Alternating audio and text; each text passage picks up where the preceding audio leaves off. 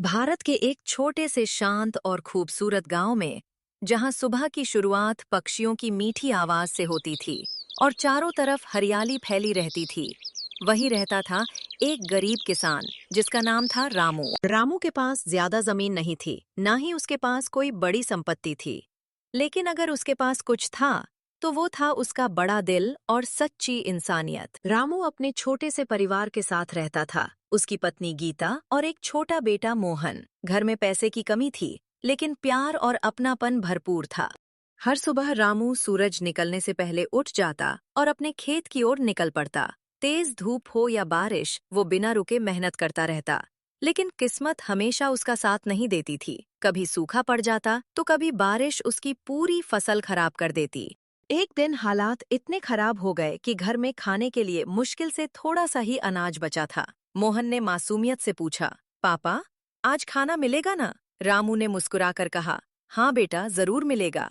लेकिन अंदर ही अंदर वो बहुत परेशान था। उसी दिन जब रामू खेत से काम करके वापस लौट रहा था, तो उसने रास्ते में एक बूढ़े आदमी को देखा, जो बेहद थका हुआ और प्यासा लग रहा था। उसने बूढ़े आदमी को सहारा दिया और अपने घर ले आया। घर पहुंचकर रामू ने देखा कि खाने के लिए बस थोड़ा सा ही भोजन बचा है, जो उसके परिवार के लिए भी मुश्किल से काफी था। गीता ने धीरे से कहा, इतना ही खाना है? रामू ने शांत आवाज में जवाब दिया, कोई बात नहीं, पहले इन्हें खिला देते हैं। और उसने अपना हिस्सा भी उस बूढ़े आदमी को दे दिया। बूढ़ा आदमी खाना खाकर बहुत खुश हुआ। उसके चेहरे पर एक अजीब सी शांति और मुस्कान थी। अचानक वो बोला, रामू, मैं कोई साधारण इंसान नहीं हूँ। इतना कहते ही उसके चारों तरफ एक दिव्य रोशनी फैल गई और वह एक देवदूत के रूप में बदल गई। रामू और उसकी पत्नी ये सब देखकर हैरान रह गए। देवदूत ने कहा, मैं तुम्हारी परीक्षा ले रही थी। तुमने अपनी भूख और गरीबी को भूलकर मेरी मदद की, इसलिए मैं तुम्हें एक वरदान देती हूँ। अगली सुबह जब रामू अपने खेत में गया, तो उसकी आंखें हैरानी से भर गईं। जहां पहले सूखी जमीन थी, वहां अब हरी भरी फसल लहरा रही थी, और वो भी पहले से दोगुनी।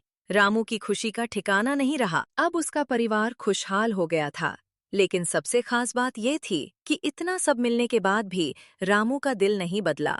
वो आज भी वैसे ही जरूरतमंद लोगों की मदद करता था, जैसे पहले करता था। और इसी वजह से पूरे गांव में लोग उसे बहुत सम्मान देने लगे।